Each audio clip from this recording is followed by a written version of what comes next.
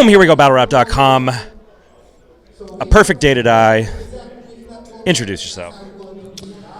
Chilla Jones, the Kingpin, I feel like for the maybe 7th time on battlerap.com this year.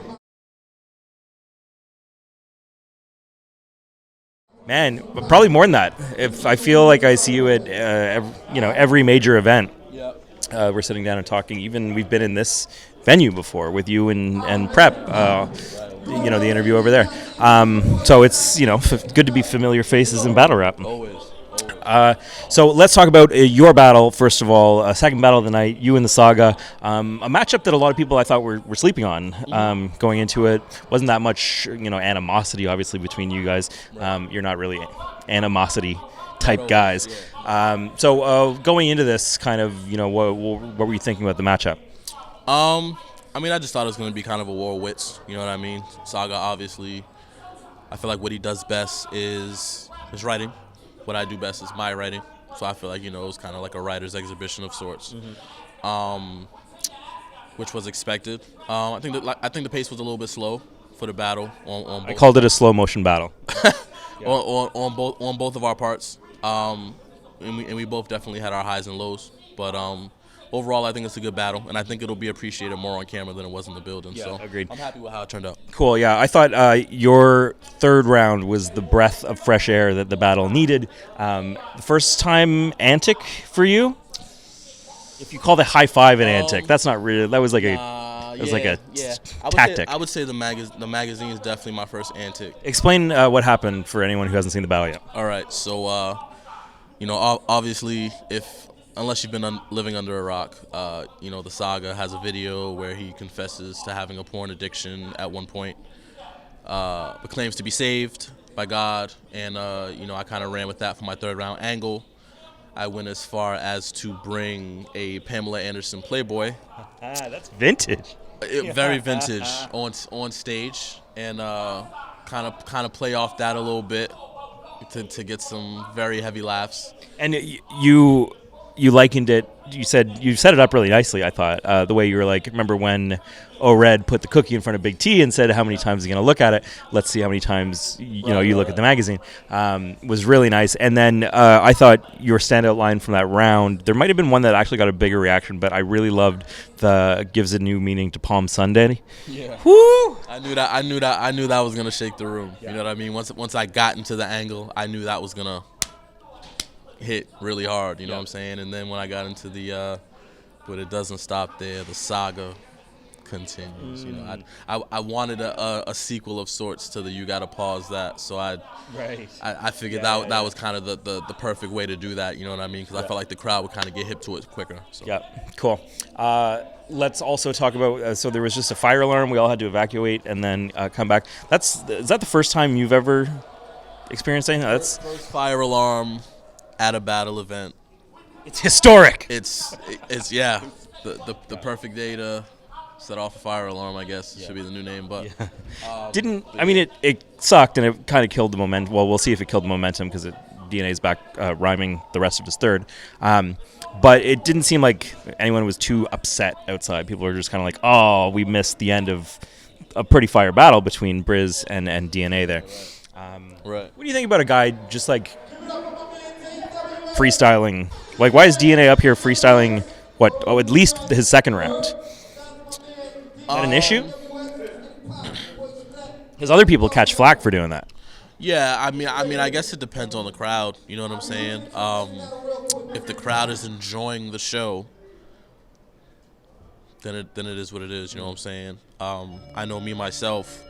I would never feel, and I can freestyle decently.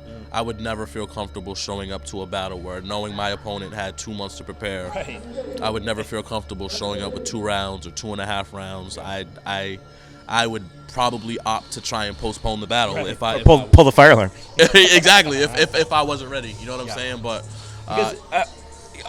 we missed the rest of DNA's third there, but it felt to me as though Briz won that battle, but DNA was really showing like how skilled of like a veteran, and like that's kind of a legend move. Like show up to a battle and freestyle and still do like well enough to make and even being able to freestyle about the fact that like I'm freestyling right now and I'm making it debatable, and then so it's kind of like if it was anyone else, people would give him a lot of flack, and probably on camera it won't look as as clean. But in the building, people loved it. He hit him with a bunch of haymakers. Second round was very impressive, and like he wasn't like there were no somethings from what I could tell in there. I always say that about freestyles, and then I watch the footage back, and there's some things in there. Let's talk about we're at the end of 2015. This is the last really kind of major event from the circuit, I guess. Are you 2015 Battler of the Year? Make your case. Yeah. I mean, if you look at everything I've accomplished, you know what I mean. If you look at being a part of such cards as Blackout, against Bullets. Well, Massacre. Debatable battle with Bullets, I would say. Yep. Massacre, debatable battle, kind of not a. It did its numbers. Yeah, we over a mil. Yeah, over a mil in 6 months, which is pretty dope. Mm-hmm. Back to Basics in LA. Disaster's return. Math's return. Debatable classic with Math for sure. Yes. Debatable classic. Definitely. Pass.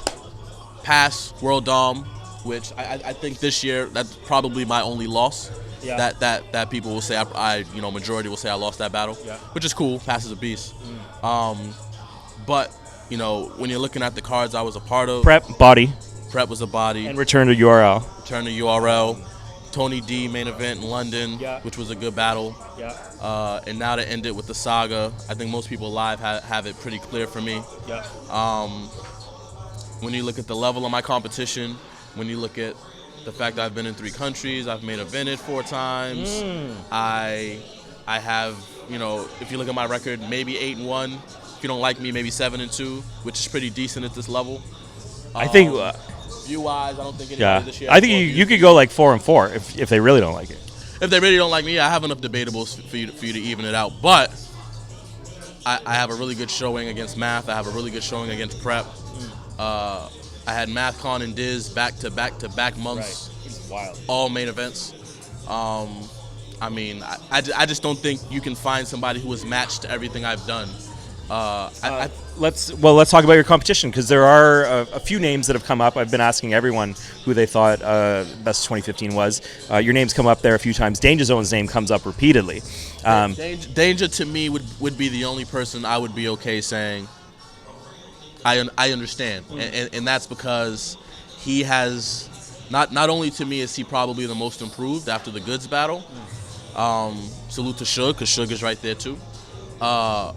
But to me, Danger has been in top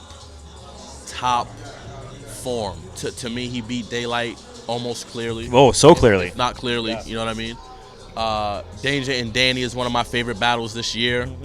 He clearly beat Verb in a 1-rounder earlier. He made Latizé throw in the towel. Right. He did one of the body bags of the year. Right. Him and Ness battled the last week. I haven't heard the Ness. I heard Danger edged it. Him and Magic, which is tough in Atlanta. I feel like he got Magic pretty clearly. So if you're looking at, I would say Danger has a better record. See, that's the thing. That's what it breaks down into is like, what are you asking? Are you asking who won the most battles, who had the most impact, who generated the most noise or whatever? Like whose battles were the most talked about, who won the most battles clearly, stuff like that. Right. And then that's when we were talking about Suge. Suge had his 3 great appearances on the URL stage. He had battled. Suge against the Saga, Suge against Top, and Big T. Big T at Summer Madness. Yeah. I feel like Big T edged, but